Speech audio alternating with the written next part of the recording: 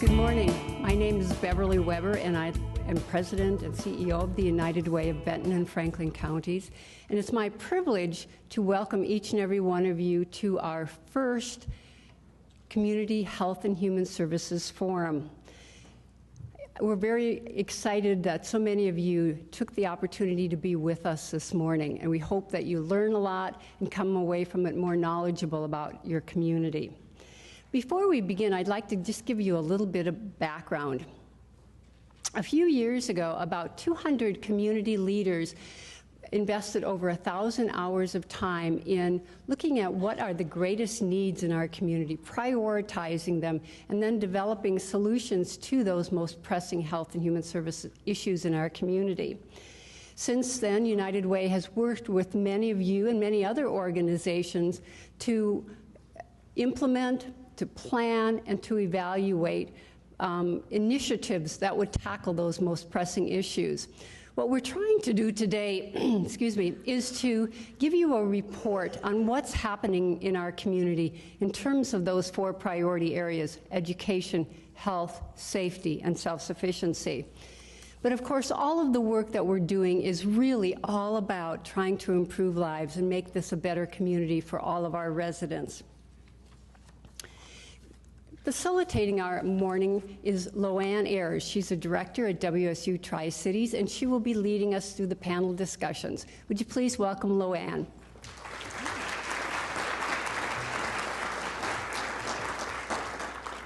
Good morning. It's quite impressive to see such an array of talent and commitment in the audience. So thank you for devoting your morning this morning to learn more about what we can do as a community to continue to keep the quality of life that we so love in the Tri-Cities.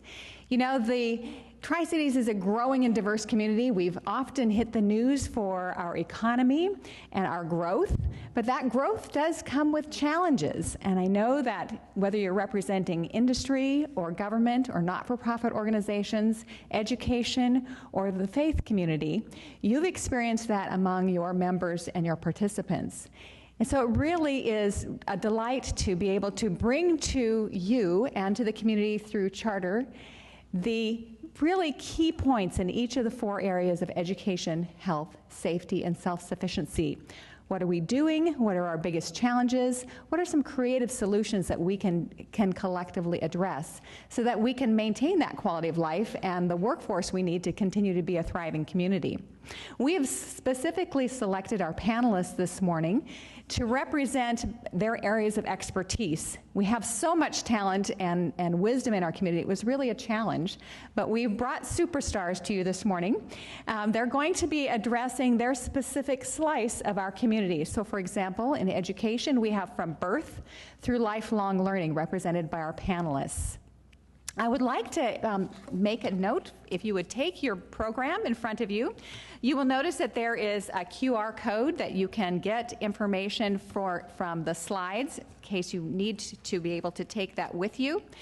You also have the opportunity you got a USB when you came in that has information, and there'll be some additional resources on that USB in addition to the PowerPoint slides.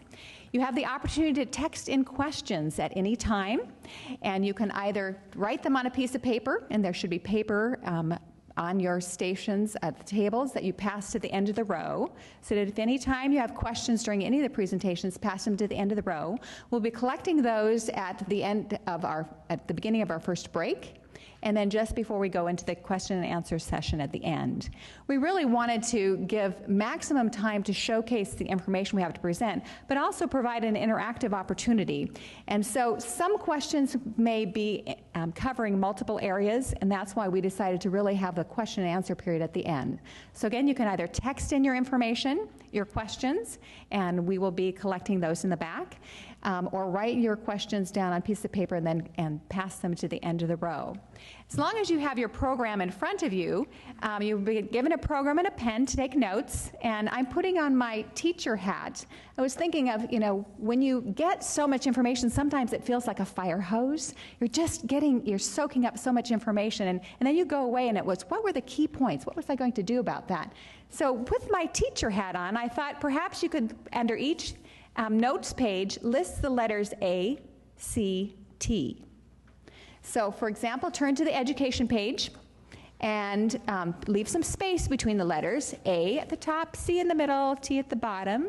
Then you can start from the bottom up. T, what thought-provoking piece of information or data did you find out today that you did, from this speaker that you had not heard of before?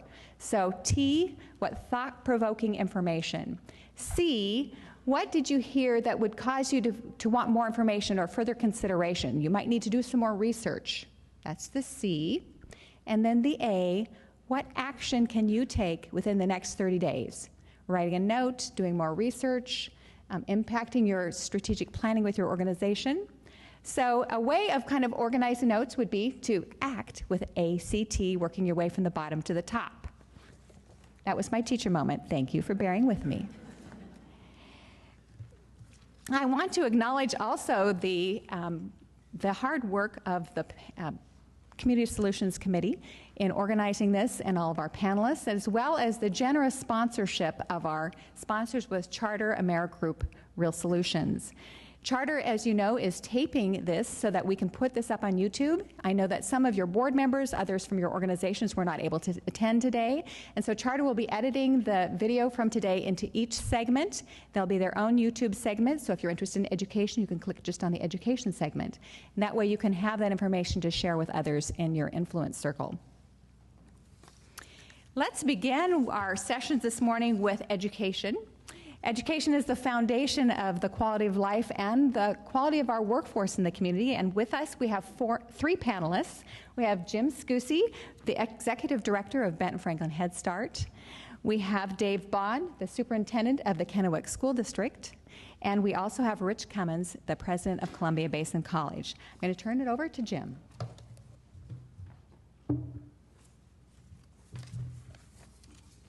Good morning. I'd like to acknowledge United Way for putting this initial forum together. I believe I'm going to be talking about how we build systems in our community to further and to build high-quality early learning opportunities.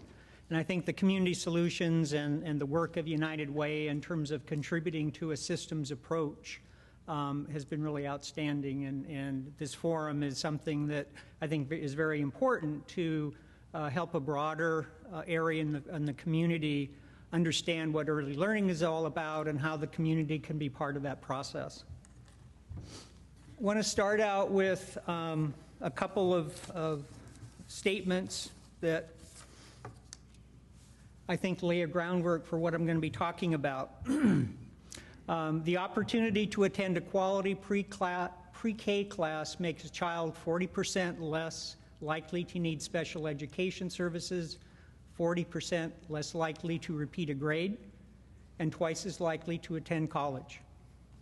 One of the things I'll be pointing out is that probably since 1980, there has been an enormous amount of research on the field that is now referred to as early learning. As a pedagogy, early learning is really a latecomer to K-12 education and higher education, but right now early learning is probably one of the most active areas in all of education in terms of research and new information coming out. When children start behind, many stay behind, despite the heroic efforts of the school system. One of the things we began to discover going back to the inception of Head Start, which was in 1965, is that we know that children from low-income families, from at-risk families, when they enter kindergarten or enter the public school system, they tend to be behind their more affluent counterparts. So the Head Start program was actually an effort to undo that or to correct that. And very optimistically, the initial Head Start program in 1965 was a 6-week summer program, and it served about 500,000 youngsters. And the idea was that with that Head Start, with that 6 weeks in the summer of enrichment, they would catch up and the readiness gap would evaporate. We know now, almost 5 decades later, that that was really an oversimplification, and in fact, it's much more complicated than that. The cost of illiteracy to business and taxpayers is $20 billion a year. You know, there's a tendency to say, well, you know, so what? Literacy and success in K-12 and higher education, we know, is the key to maximizing our productivity as a society and making sure that we are competitive in a global market. Let's look at two children, one from a middle-income family, the other from one of the millions of low-income American families. As the two kids head off to kindergarten, look what happens. The middle-income child starts out with a 6-month lead. The low-income child is already falling behind because of a lack of access to early reading and preschool education. During their year in kindergarten, in the same school and classroom, the two children will learn at about the same rate, so we'll move them both forward 9 months. But look what happens in that first summer between kindergarten and first grade. Our middle-income child moves ahead about a month in reading because learning of one kind or another continues over the summer. The low-income child falls back about 2 months. So when school begins again, when they go back for first grade, the gap between them has already widened. During first grade, again, they move ahead at about the same rate, another 9 months. That next summer, the activities and lifestyle of the middle-income family keep that child moving forward, but the low-income child has fewer opportunities to reinforce good habits like reading, and that child falls farther behind. Then we come to second grade, and again, our two children learn at the same rate. But the summer after second grade sets our low-income child back again, and our middle-income child moves forward again, and the gap widens again. By just the third grade, the two children are already far apart. By the end of fifth grade, the gap between the children is 2.5 to 3 years. It will keep growing through middle school. So you see, without addressing what's happening during the summer, it is impossible to ever catch up. It's impossible to close the gap. No matter how much high-quality learning goes on from September to June, every year the gap widens. Okay. In my opening remarks, I alluded to a great deal of research that has been going on probably since the 1980s and continues today. There was an article, and I'm not going to have time to address the earliest learning really from birth to age 3. We're going to be talking about kindergarten readiness and things that are going on in our community right now, primarily in the year or two ahead of kindergarten. But there was an article in Monday, November 4th, Tri-City Herald, Babies Know Songs Played to Them in the Womb. This was some research that was done that basically played a recognizable piece of music to pregnant moms. And later, after the child was born, they could tell by measuring brain activity that indeed the child had already, that there was changes in the child based upon that prenatal experience. I predict that next year when we have this forum, one of our main topics will be what happens in that first 3 years of life.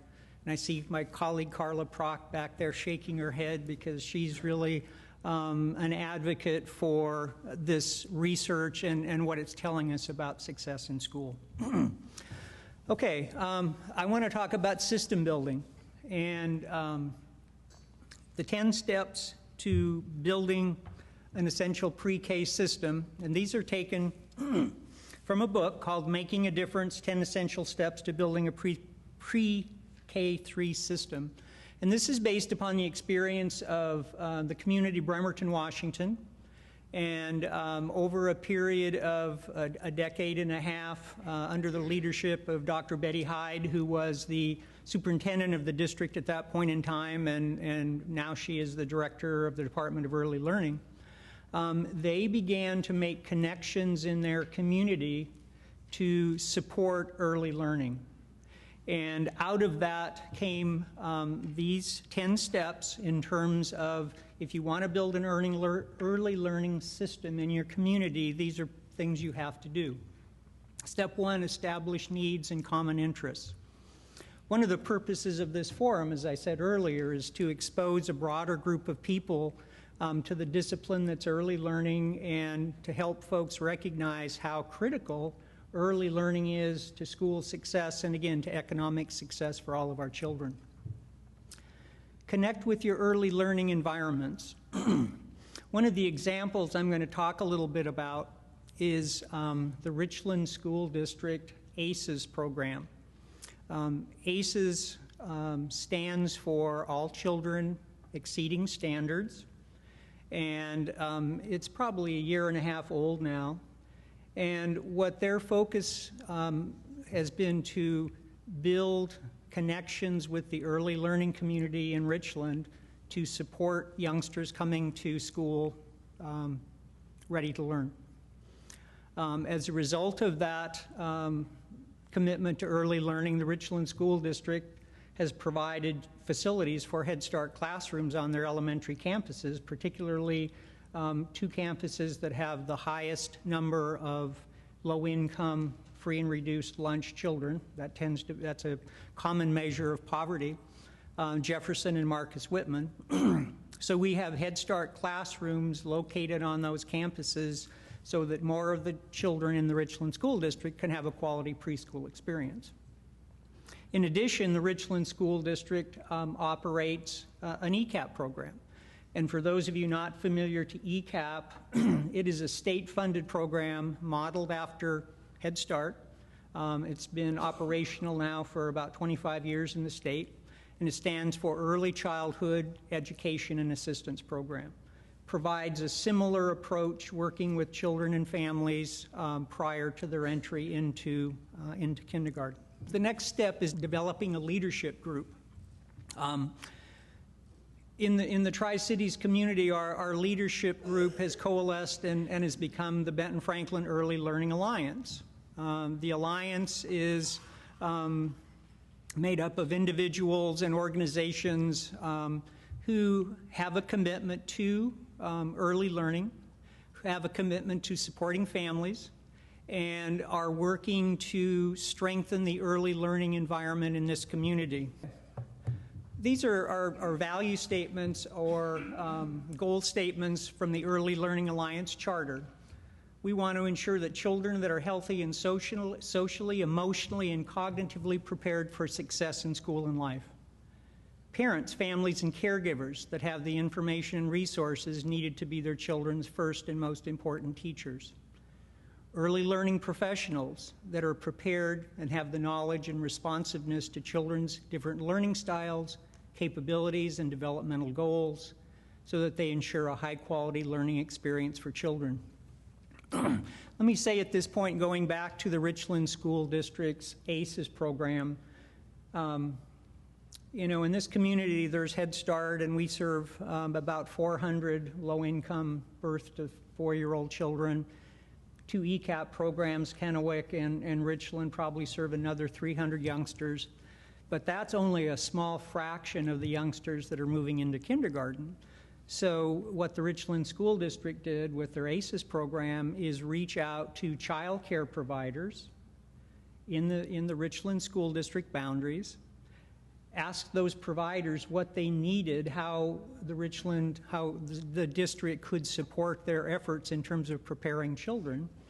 And basically they started having monthly meetings where child care providers could come to a meeting, could receive high-quality training from professionals from within and outside the community, received free resources, curriculum materials for their classrooms, and basically by strengthening the child care base, the district was supporting more children, a large number of children, coming to kindergarten ready to learn. At last count, I think they were averaging about between 60 and 70 providers attending each of those monthly meetings. No charge. The meetings were in the evening so that child care providers could attend. Many trainings and professional development experiences in the community are held during the daytime, like events like this. If you're a child care provider, you can't get away to attend, a training during the day. So there has to be scheduling that allows them to attend. Connect and align quality pre-K to kindergarten. One of the things that our program has been able to do with United Way support is have an annual meeting where we bring together early learning providers as well as representatives from the school districts. Our model is to bring in an administrator and a kindergarten teacher, and the funding that we receive helps to reimburse the district for the cost of a substitute. The value of this is that, there are multiple ideas out in the community, the early learning community, what constitutes readiness. Each of the districts has some kind of a screening tool that helps them determine the level of readiness of a child entering kindergarten. We have multiple tools in our program that help us do the same thing. But we need to come together and make sure we're talking the same language, try to make sure that our curricula are aligning with the kindergartens and so forth. And this yearly opportunity has grown, and it's become very, very valuable in terms of making sure that we are providing the kind of information that the district needs when a child comes in. Is the child on an IEP, an individualized education plan? What kind of test results have been achieved with this child? Maximize the benefits of full-day kindergarten. Most kindergarten programs in the state heretofore have been half-day programs like ours. Head Start is a half-day program. And one of the pieces that the state is advancing, and I know our districts are moving in this direction, is having more full-day kindergartens. Align and connect strong full-day kindergarten with grades 1 to 3. Again, this goes back to preschool folks, child care folks, and school district personnel, kindergarten teachers and administrators, making sure they're talking and using the same language. Conquer the fade out. The fade out in a lot of research and this was alluded to in the video, there is a fade out effect of the early learning experience, and some of the research on Head Start has shown that. One of the things that we have done in this community is to develop memoranda of understanding with all of our school districts that allow us to protecting privacy of the children, but allow us to basically track our children as they move through the elementary grades. So we will know if there is a fade-out effect with our children, and we believe since they're going into such high-quality elementary schools that will not be the case, that they will continue to advance. And then finally, create a sustainable system of support. And again, this is part of that effort to educate the community and to make sure that all of us who have an interest in early learning are supporting these efforts in the ways that are most appropriate. Just share a little bit with you in terms of child outcomes from Head Start. We have been tracking child outcomes for a number of years with the assistance of Dr. Paul Strand at Washington State University. This is, and I think you can probably see it, this is our 2012-2013 child outcomes data, and you can see that we are tracking performance in several different areas. The blue is the fall of 2012 and winter and spring. So we do a baseline, we do a mid-year, and then there's a final assessment in the spring. One of the things that we did to ensure that this data is as clean as we can make it is that we do not allow our teachers to do the assessment. We bring in paid independent assessors, or in the case of this past year, actually management staff and so forth went in to do the pre and the post, and that's to avoid any kind of bias. You can see that obviously there is significant growth over the program year, And again, what we would expect is that as these children move into kindergarten, they're going to show that they come in ready and indeed continue in that mode. So children assessed in the fall demonstrated their lowest skills in the mathematics domain. One of the things that is pretty much across the board is that we are doing a better job at preparing children for literacy, but mathematics is lagging behind, and we found that in our data. One of the things we can do is to look at different cohort groups. So we have a number of dual language learners, male, female, children on IEP, and so forth. We can break out all these different cohorts and look at their progress over time. And the document that summarizes our outcome is a document about an inch thick, so we've got a lot of data. These are kindergarten benchmarks. One of the things that we in Head Start try to do is to ensure that the parents are involved in the education. And this is something that we made into a kitchen magnet, gave to all of the parents. It's broken out for 3-year-olds or 4-year-olds. It's in English and Spanish.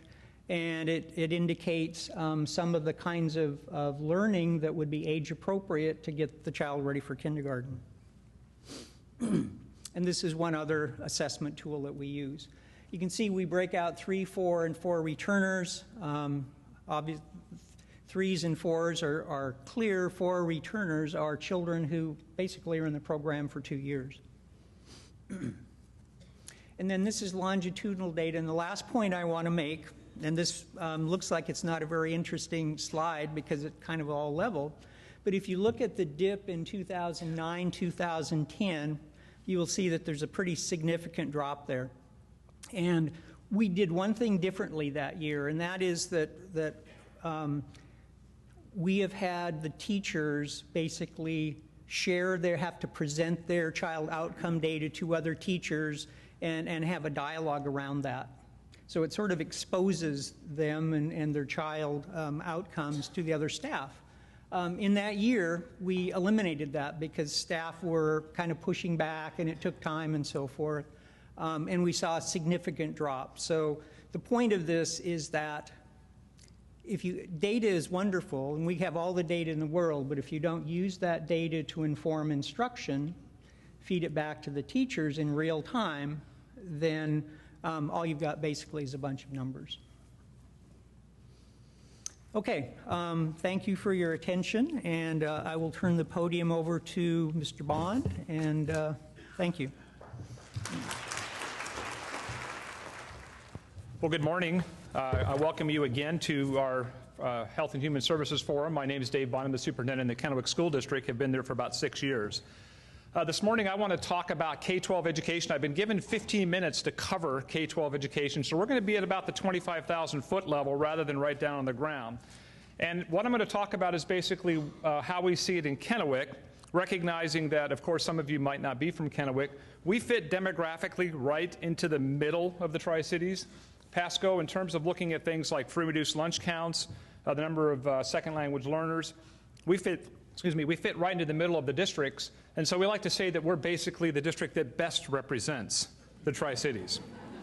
I'm going to look at 3 different points. I'm going to talk about what kids look like when they enter kindergarten, and not what they look like, but what they look like academically.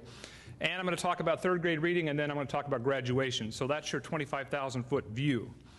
First of all, I want to start by making a point here, and that is that students don't arrive at kindergarten with the same set of skills and knowledge base. Jim alluded to that, but sometimes people ask the question, well, how do you know that? So within the first couple of weeks of school for kindergartners, we give them their first assessment. And the assessment for kindergarten is rather simple. In fact, I'm going to have you take it right now. And so I'm going to hold something up, and I'm going to ask you to tell me what letter this is. B. So you've just earned a point on our assessment, and we do this with upper and lowercase letters. What's this? Okay, you've now earned another point on our assessment, but this is really critical because this tells us if students have begun to understand that a symbol represents a letter, and then the next question I ask you is, what sound does this make? So now you have a third point, but you also have demonstrated to me that you understand a very important concept, and that is that this symbol represents a sound. And so you can see the different things that we ask kids to be able to identify. It's a very simple test. There's some things that we do and beyond that. For example, we ask students if they can tell me what the initial sound is of this word. What is the initial sound? Okay, so you're ready to be a kindergartner. You're doing really, really well. But that tells us a little bit about that. Now, we do the exact same thing with math, slightly differently. We have some things with counting backwards, counting forwards, but we also ask kids if they can identify and tell us what a number is. Let's try this one. Very good. And then we also do things with shapes. So what is this? Okay, and so those are the kinds of things we do just to assess that basic readiness. And we're really looking to see if kids know the kinds of things that are going to help them be successful as they begin kindergarten. What we know from the research is that at the age of 4 years old, there's already a gap. The students who are most linguistically rich have a vocabulary of about 1,100 words. The ones who are most linguistically poor have a vocabulary of about 400 words. And students who are second language learners might have even less of a vocabulary in the language that they're being taught. So those are the challenges that we face. By the end of first grade, that gap has widened to 20,000 words for the most linguistically rich kids to about 5,000 for the most linguistically poor kids. So I want to switch topics just real quickly here before I bring it back together. We also have, as Jim has mentioned, have an issue with poverty. And poverty in a school is measured by the percentage of students that qualify for free and reduced lunch. And oftentimes people say, well, what does it take to qualify for free and reduced lunch? And so there's a question up there. I'd like you to think about that for a second. Whisper the answer to the person nearest you, what you think the correct answer is.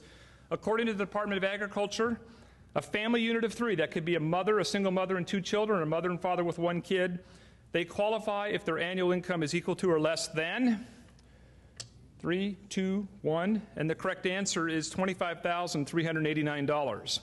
So a family that makes $26,000 doesn't qualify for free and reduced lunch, or a family of 2 that makes 25 doesn't qualify for free and reduced lunch. It's not a very high standard to qualify. And then also, that poverty thing has an impact on what happens academically. We had a gentleman who's actually from the Tri-Cities by the name of Jim Lewis and Associates, actually studied WASL test results from the mid-2000s to kind of determine what the impact of poverty was on test scores. And so you have another question to kind of think about. According to research, this was done by Jim Lewis and Associates, the impact of an additional 2% of poverty in a school causes what to happen to test scores. And this is across 600,000 students in the state of Washington taking the annual assessments over multiple years. Whisper your answer to your neighbor. And the correct answer is that test scores go down 1%. So a school with 50% free and reduced lunch and another school with 20% free and reduced lunch have a difference of 30%. And so on average, across hundreds and thousands of schools in the state of Washington, you would see a decline of about 15% in the academic achievement because there's a 30% gap in the free and reduced lunch population. So tying those two things together, poverty and readiness, how many points kids can score on that assessment that you guys all did very well on, knowing their B's and your 17s and all that. This is what the kind of data that we see as kids begin. This is the second week of September in the fall of the kindergarten year.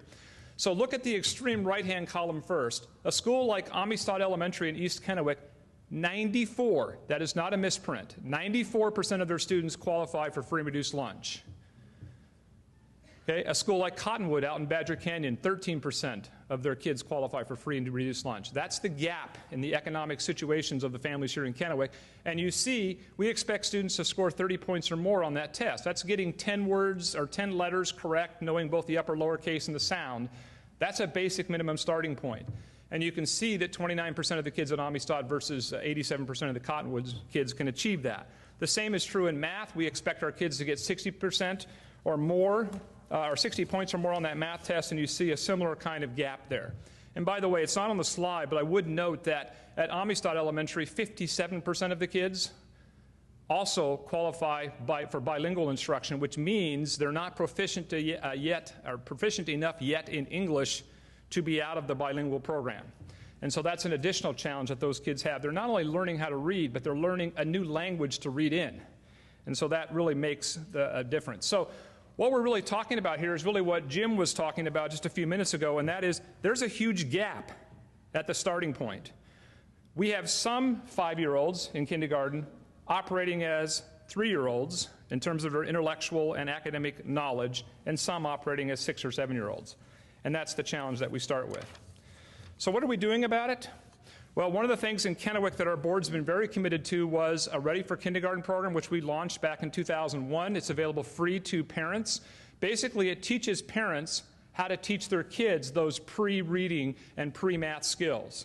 It's paid for with Kennewick School District levy dollars. This is probably not the time to remind you that there's a levy coming up in February, but it just slipped out. And also, what we also do now, in the past 3 years, we launched a program where we're actually training our child care providers in Kennewick with the Ready curriculum. We want those child care providers to be helping us out, getting those kids ready.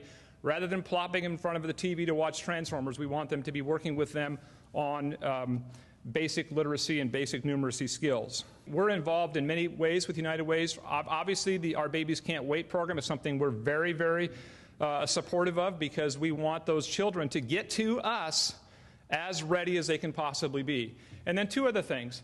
Helping our adult parents become proficient in English is huge, because kids learn vocabulary primarily in their early years from parents. And if the parents don't speak English at a high level, it has a limiting effect on their kids' academic success. And then also, a lot of these families have just basic human needs, health needs, and so forth, that we would encourage you to use United Way as an opportunity to help out in those needs. So I want to jump to the next thing we're going to look at from the 25,000-foot level, and that's 3rd grade reading, which is a big focus in our district. You've probably heard the motto, from kindergarten to 3rd grade, you learn to read.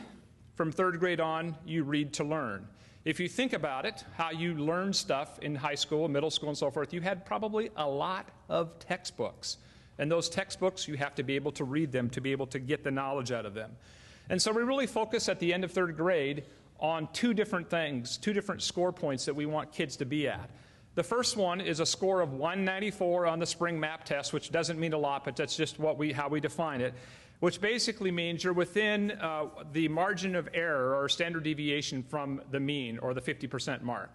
And so we look at that, and then we also look at the number of kids who are actually at or above the 50th percentile. In fact, internally, we have a little joke about that 50% goal, 90% the 50th goal. How many of you have heard of Garrison Keillor?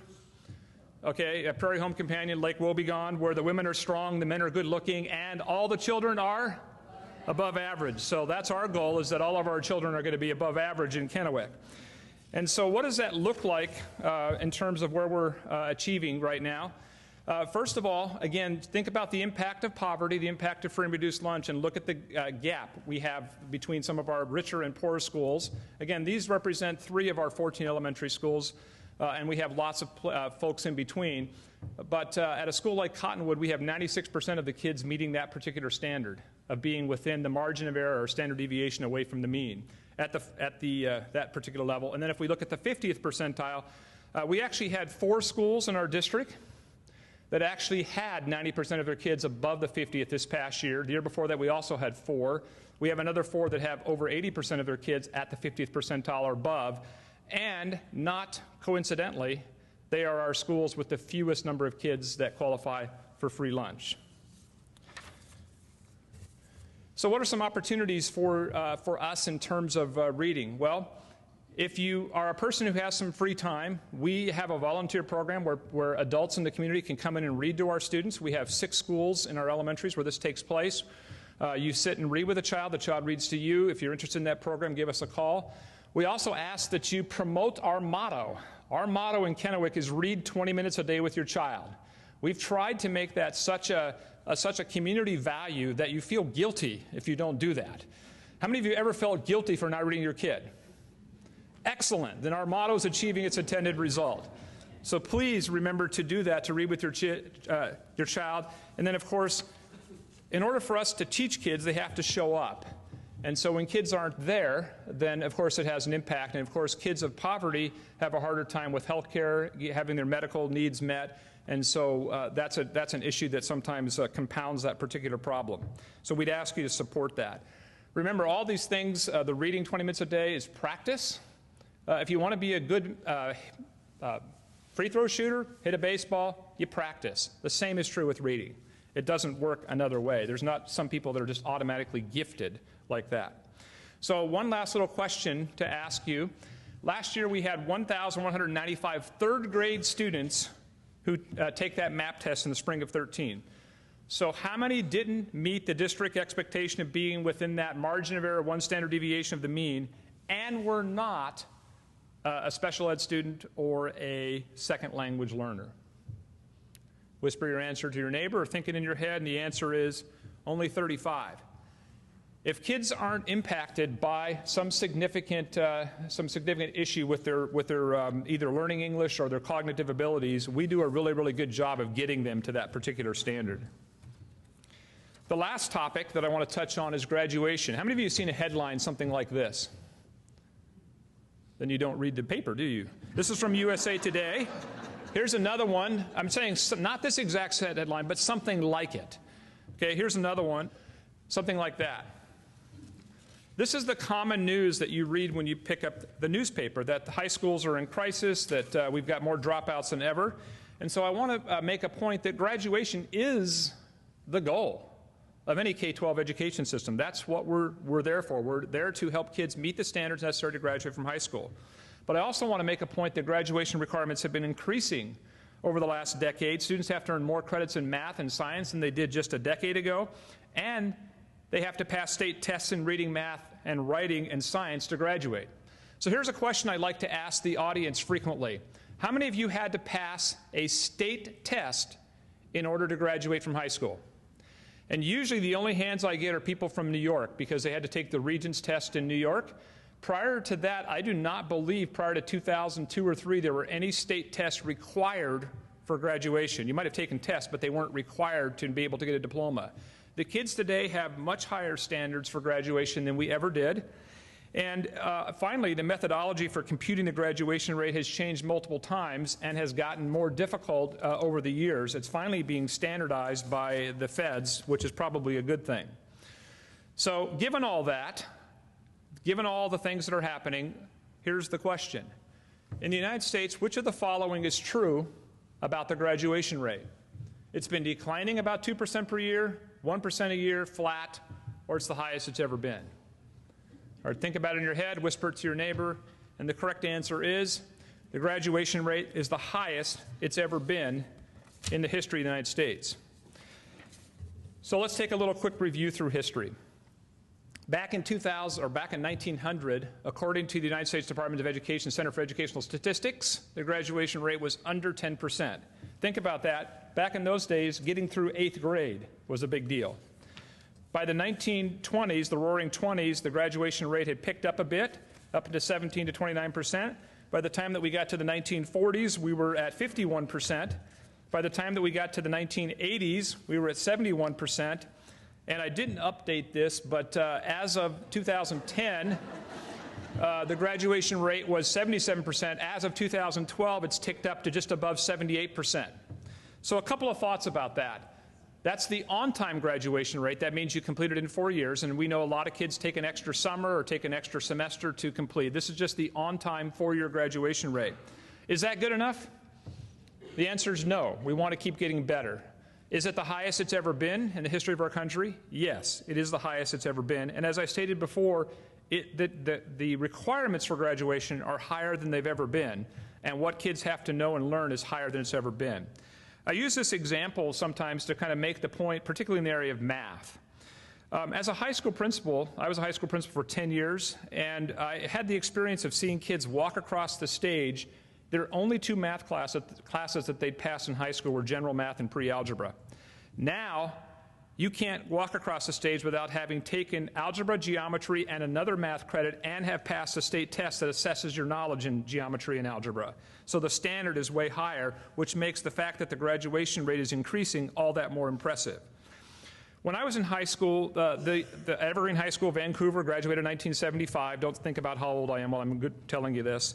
The highest math class offered was pre-calculus. There was one section, senior class of 400 kids. There was 25 of us in that pre-calculus class, highest math class offered in the school. One section, think about that. In the Kennewick School District last year, we had 150 students complete either AP or IB calculus. We had another 40 students complete second year AP calculus and another 40 students complete AP statistics. The math attainment by students today is so far beyond what we were doing when we were growing up that it's phenomenal. What are some of the other things that we're doing to try to reach our kids who struggle to get to graduation? Well, we've created a number of, you might call them magnet schools or different kinds of school options for kids. Obviously, Delta is probably the one that you've heard the most about, which is a science, technology, engineering, and math school. Phoenix, a project-based high school for kids who don't adapt well to the comprehensive, big, large, 1,500 student high school. Legacy Online, we launched about 6 years ago. It's a completely online high school. Students can wake up in their pajamas, walk to the computers, log on, and be at school. And then we also have been working with Columbia Basin College, Rich Cummins, in developing the CBC Academy, which is for students who are overaged and undercredited, probably too old for high school, 19 and a half years old, probably lacking 5 or 6 credits. We created a program with CBC to help those kids earn a diploma as well. You might have heard a little bit about that program through our annual August We Want You Back campaign, where we have district personnel go door to door, knocking on the doors of kids who've graduated, asking them if they'd be willing to come back and try the CBC Academy.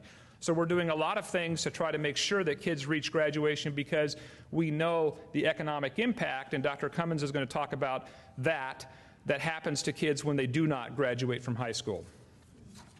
So to summarize, hopefully you know a few things now. Number one, students don't start kindergarten with the same set of skills and knowledge.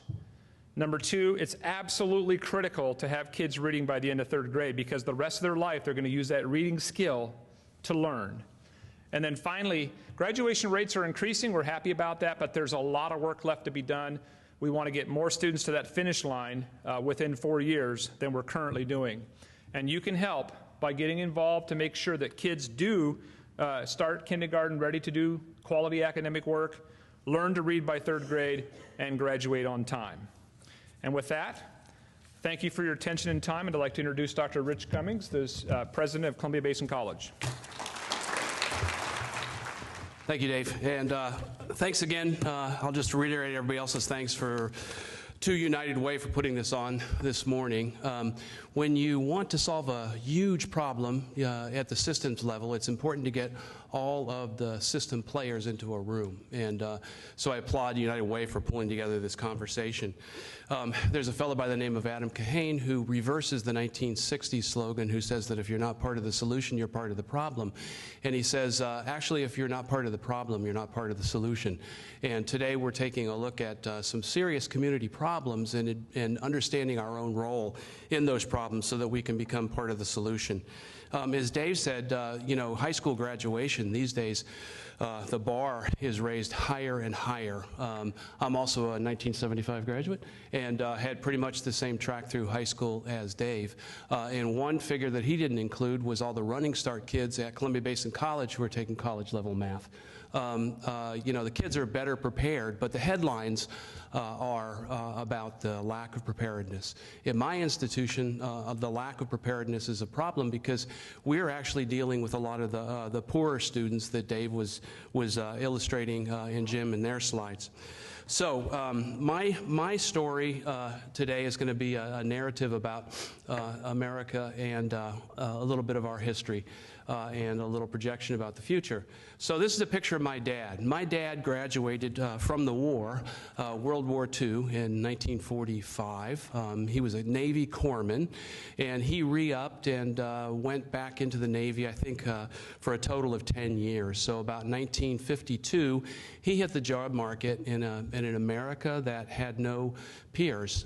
We were dominant in all world markets. We had the best manufacturing in the world, and jobs were wide open for fellows like my dad. Now, a lot of folks had gone through the GI Bill, a lot of men and women who became doctors and lawyers and engineers, but the majority of Americans didn't go on to higher education because jobs were amply ready. So my dad, a typical World War II generation fellow, went to work for Best Foods, and for the next 30 years, from about 52 to 82, he sold peanut butter and corn syrup and new soft fabric starch, and he repeated the skills basically that he learned in the first few months of his employment for 30 years, and then he went on to retire with a pension. And had a nice long retirement and died when he was 86 years old in 2008. A lot of his peers worked in factories, and those individuals again repeated for a career the skills that they learned in the first few months of their employment. That America is gone. The America where people are constantly having to skill up and learn new things is really the norm now for upward mobility in America. I like to say that the community college is an engine for social mobility, because the community college, along with the K-12 systems, is really just about the last remaining institution, along with land-grant universities, that allow individuals to skill up and change their lives in a knowledge economy. So that's my dad, and this is the country that the World War II generation built. They built, if you look at this map, which I took from The Economist, an economy that's 25% of world GDP. So this is just a fun little map that takes states of the United States and correlates them directly with the GDP of nation states. So you see that, unfortunately, Washington State is like Greece. But New York has the economic output of Australia, Texas of Russia, Italy and California. California is the 8th largest economy in the world. But in order to keep that GDP, the bar has been raised and the ground has shifted. My father's generation was still part of an America that was a lot like Horatio Alger. And Horatio Alger, of course, was the novelist at the turn of the century, 2 centuries ago now, who wrote the rags to riches novels about scrappy young boys who became successful through their grit. And really, when you take a look at the psychological factors that predict success in life, the ability to delay gratification and develop grit, persistence, determination, grit being the ability to start something, to work all the way through the hard middle and complete it, was what the World War II generation had, and they really did build this country. There are a couple of other elements, though, to success in life, and one, I was just talking to Todd Kleppen beforehand about his program, Ignite, which mentors young people. A cohort group really matters a lot, and you need peers that reflect the right values back to you, but you also need mentoring. And mentoring comes in all kinds of different ways. At a societal level, it comes through policy that provides pathways for people to become successful in life. So these days, to become successful in life, let's take a look at what might be required. And I believe that Horatio today would, at the very least, attend a community college as a post-secondary experience. He may go on to a PhD at the University of Washington or WSU or wherever, but these days, success in life seems to include some sort of post-secondary education. So if we look at a number of studies that have come out in the last several years, we see that between now and 2018, 46 million jobs will be needed in the United States to be filled, and 2/3 of these require some post-secondary education. We're currently at about 40% nationally. So we're a long way from Tipperary in terms of the jobs that we need to maintain the wealth that this nation enjoys. Recent Georgetown studies, again, 67% jobs in Washington will require a college education. And I have some data that I'm going to show in a second that show that the Great Recession unemployment figures show a fault line between those who have some post-secondary education and those who don't. And then finally, middle skills jobs, which are jobs that are something past high school, but less than a 4-year degree, will account for roughly 42% of that 67%. So lots and lots of jobs for people who get an education. So if you look at this data, which came out of a Georgetown study last year, a group that looks at the economics of higher education, headed by a guy by the name of Anthony Carnival, this data is just jaw-dropping, honest to goodness. And it's been peer-reviewed in the national press for over a year now, and the data stand up. So over on the left-hand side of the screen, you see the recession from 2008 to 2010, and then you see us getting into the recovery from 2010 to 12 on the right-hand side of the screen. And as you look at the lines, green, red, and blue, you see that the green are those with bachelor's degrees. Individuals with bachelor's degrees during the Great Recession, even at its height, in the aggregate, lost no jobs. Those with a community college certificate of some sort, an AA degree, it could be an AAS or an AA, lost jobs, but then, and then by 2012, most of those jobs had been recovered. Those with a high school diploma or less lost the most jobs, and there's and continue to lose jobs. And so one of the dramatic conclusions or inferences that you might draw from this slide is those with a bachelor's degree, there was no recession, and those with a high school degree or less, diploma or less, there was no recovery in the aggregate. There are exceptions to every rule, of course, but in the aggregate, those are the data. If you look at employment growth in the United States over the last couple of decades, you start over on the x-axis there in January of 1989 and run out to February of 12, and then the percentage of employment change is indexed in the three lines. Again, the same colors. Green, bachelor's degree and beyond are doing extremely well in the economy. Those with associate's degrees, as I mentioned before, 42%, just happens to be the same figure, but it correlates perfectly. And then those with a high school diploma or less are, again, losing in this economy. The annual job openings by educational level per unemployed worker, again, is also amazing.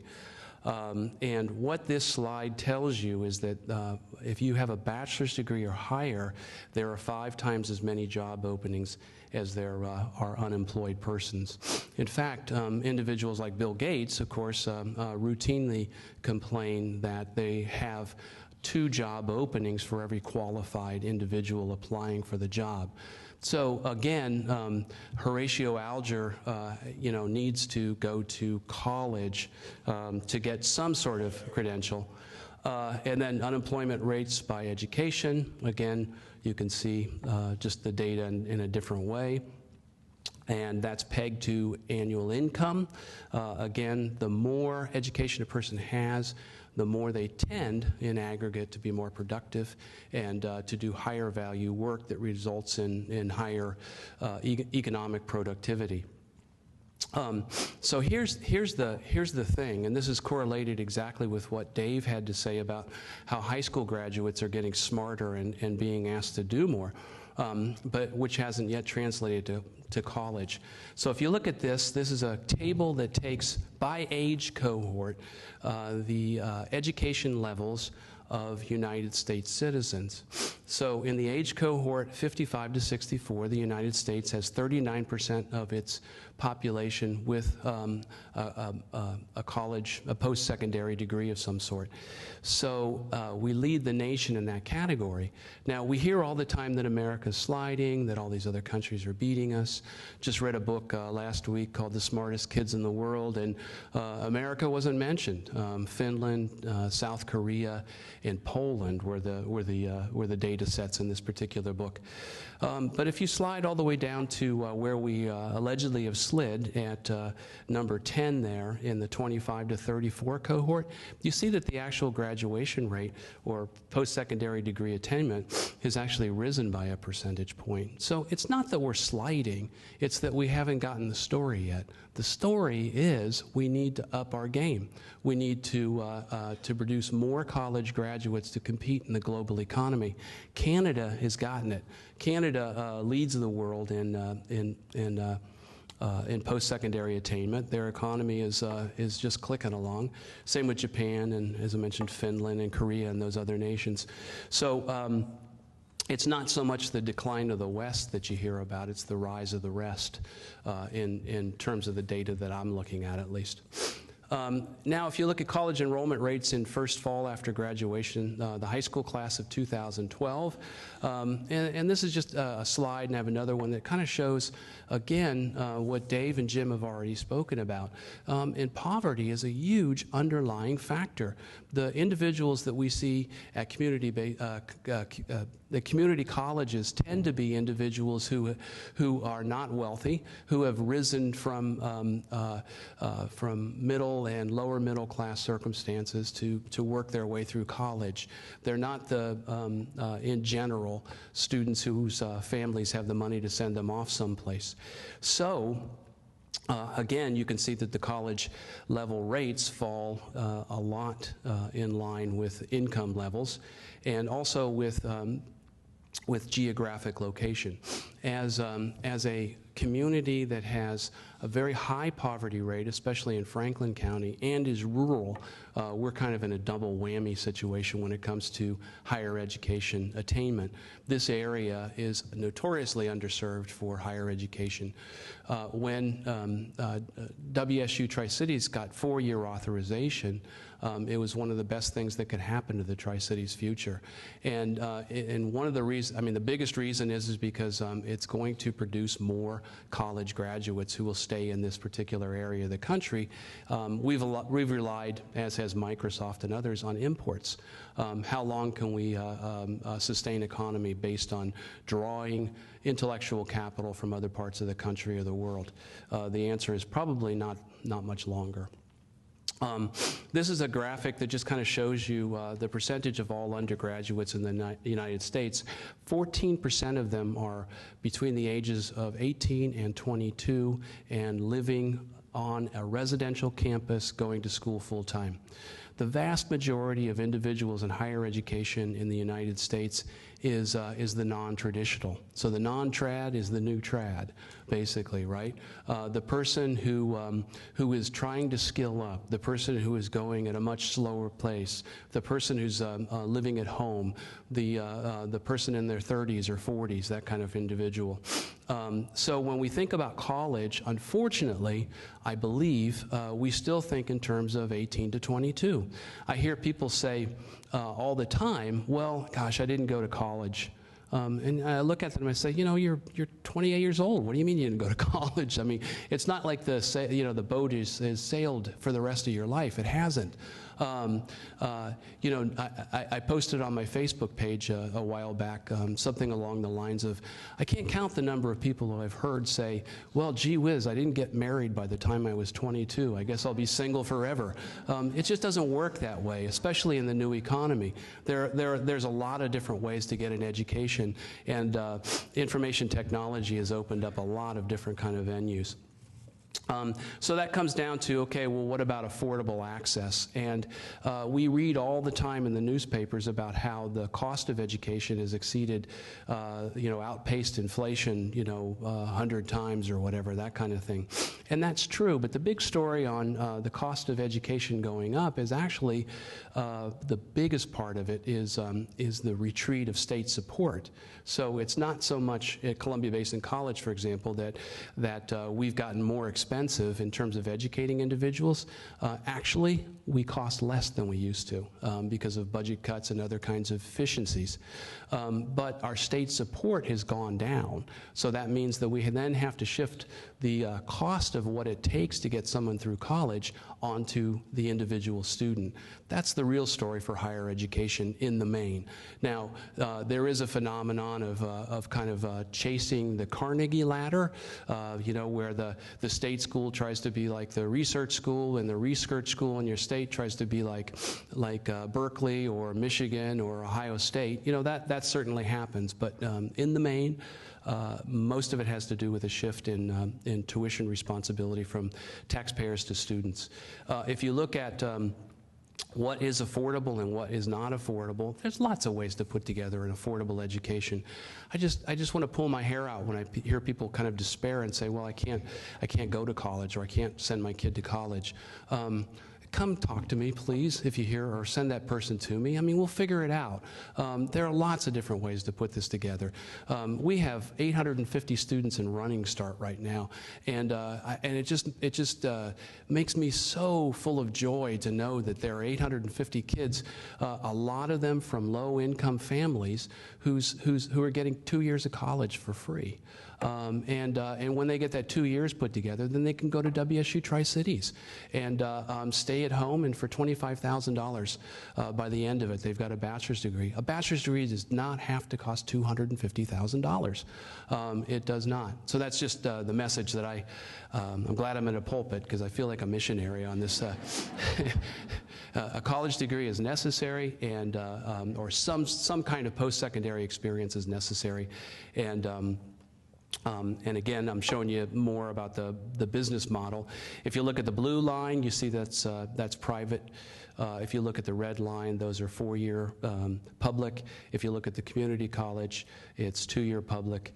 And the 4-year and the 2-year have in spite of tax dollar retreat from our systems, have still managed to stay relatively affordable. I think the biggest message that I want to get across is that there's a full spectrum of post-secondary experience that the economy needs. Depends on the individual's interests and talents and proclivities and all that kind of thing, what sort of education will fit that individual.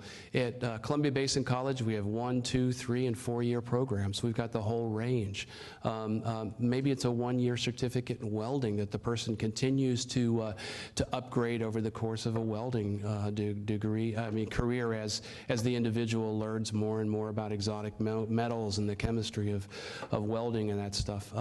Maybe it's all the way to a PhD that the individual attains and does work in that area. The important thing, I think, is that we want the members of our community to have jobs. Well, to have a utopia would be, in my view, having everybody who wants to work have a job. And these days, to have a meaningful job and a good socially mobile track through America, education is increasingly important, as I hope the data that I presented this morning shows you. So thank you for the opportunity to present, and it's now my pleasure, I think, or no, Lois Ann comes back up and does her